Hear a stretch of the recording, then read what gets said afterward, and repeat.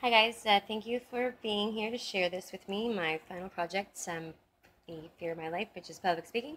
And I'm going to do my final project on love styles, different ways, um, guidelines for communication in personal relationships and listening in personal relationships.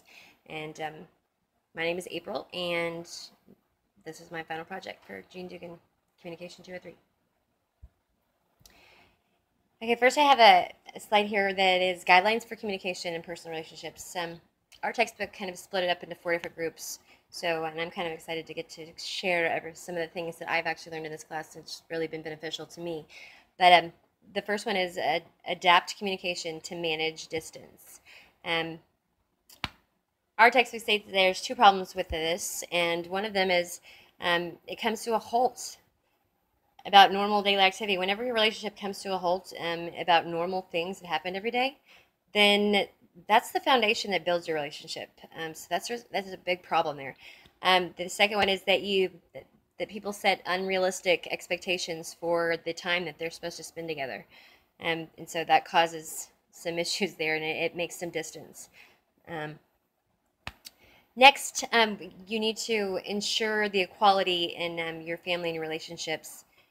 When one person feels like they're underappreciated or that they work more, or they do more than the other one does, they can become resentful. And it is important to make a decision on the roles and who's going to play what in your relationship so that there's equality built. So that's a really important thing. Next is to be to practice safe sex. Insist on it actually because it can be impaired by alcohol and drugs. Obviously, we make bad choices, or we're going to do things that we wouldn't normally do if we had toxins or chemicals in our bloodstream. And then also, it's really weird if you think about it, but us as humans, as human beings and adults, it's even older people. It's harder for us to talk about. It's right now. It's hard for me to talk about sex than to actually do it. So it's a big issue because it's really easy for people to actually engage in the act of sex, but to actually sit and talk about it and communicate about it is a totally another story. It's kind of embarrassing, I think, for a lot of people. Um, and the last one is you're supposed to avoid intimate partner violence. Of course, that's a huge one. Shouldn't even be told to people, but yet it is a huge issue. Abuse in relationships, from male or female, on both sides, mental or physical. It's something that you definitely don't want to be a part of. Something you think can change but never does.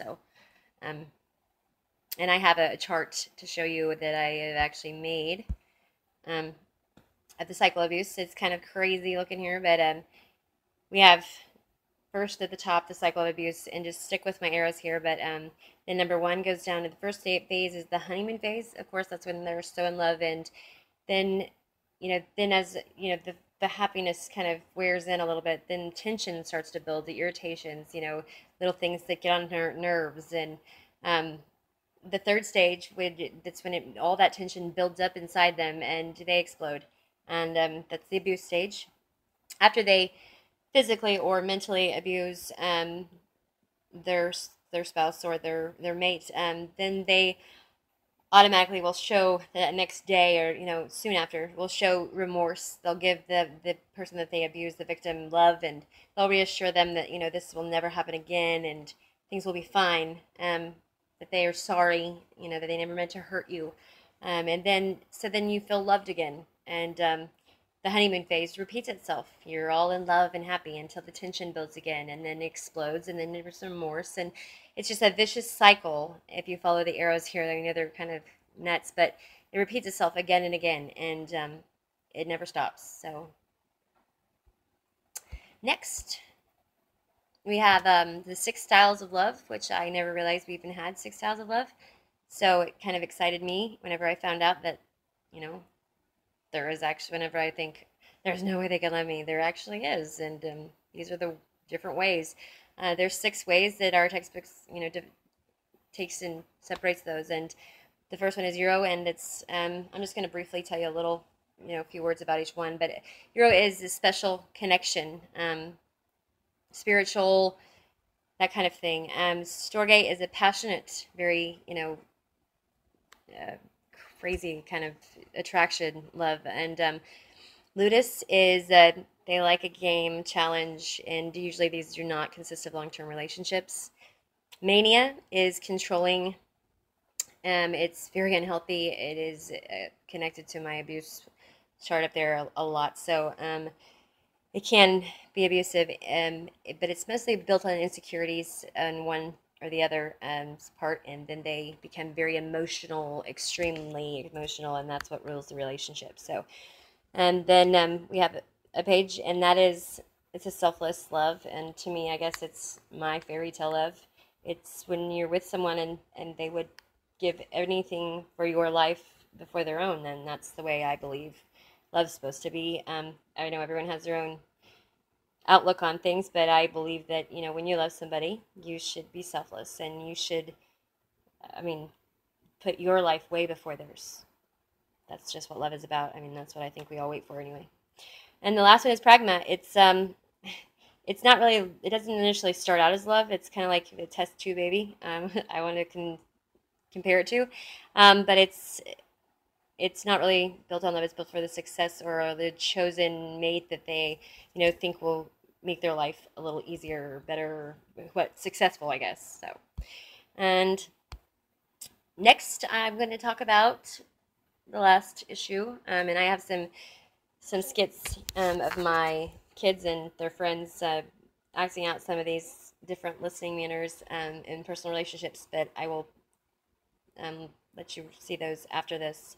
And I actually got this information off of a speaker online, and the references at the end of this slideshow and demonstration, guys. So I will definitely let you know those. But the first one is number one is to be responsive.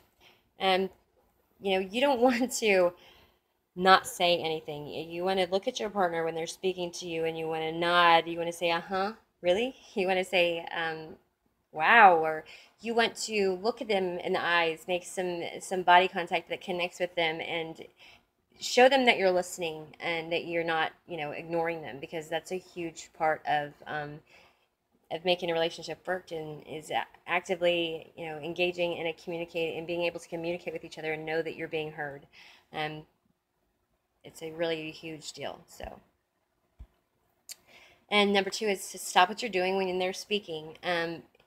Whenever your mate comes home and you're cleaning the house, or whenever you're, doing homework and your spouse walks in and wants to speak with you, drop it. And that way your full attention is not divided, but actually given to them, and they know that you're listening. And then obviously you would be responsive as they do and show that body language. But, and if you can't stop what you're doing, then say, I'm really sorry that I'm busy, and I want to listen to you, but I want to give you my full attention. So, just give me just a little bit. And then, when you're finished, then give them that full attention. And I'm telling you, they will feel so much better just knowing that, you cared enough to tell them, rather than not listening and letting them go ahead and speak to you, and later them asking you, something about what they told you and you not remembering because you weren't even listening. And then, becomes a fight, and it's just very unhealthy. So, stop what you're doing. The next is, let me go back one. Listen. You got to listen with no agenda. When somebody's speaking, the person you love is speaking to you. You can't automatically be thinking up some, I don't know, combat strategy, because this is your partner. It's not your enemy.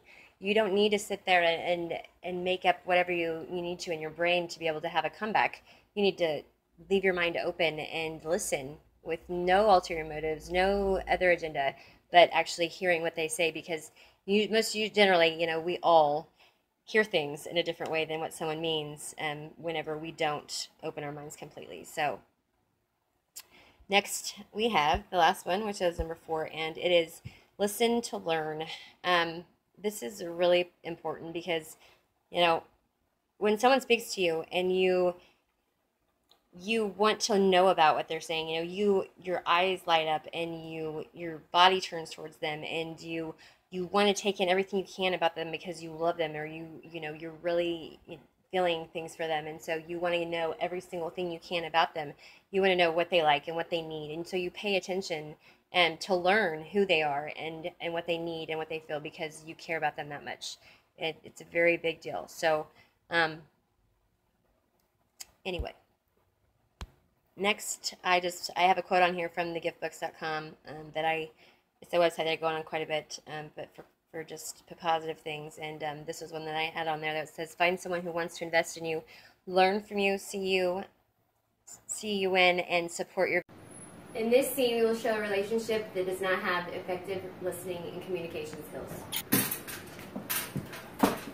Honey, guess what happened today? I got a promotion. Are you not excited?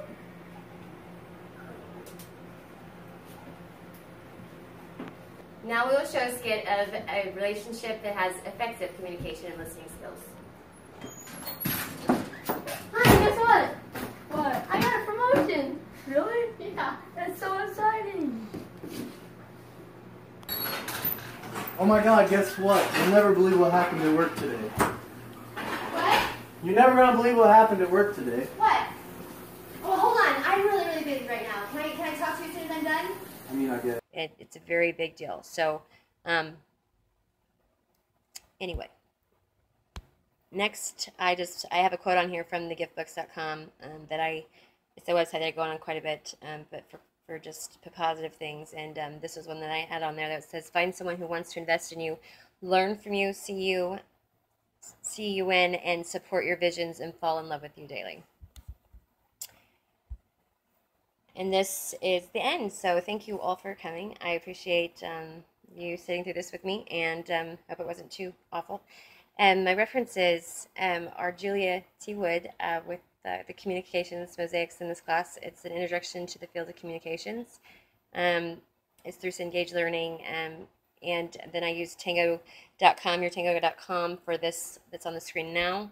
It's just Edward Scissorhands and her saying "I love you." It says saying "I love you" means the world to someone when you really truly mean it. And I just want to thank you guys all for being here. And also I have love at first sight, .com. That's where the information I got from the listening in relationships came from. So it's definitely a very good, insightful website if you want to check that out. And then I put the quotes website that I use on a regular basis. So thank you all, and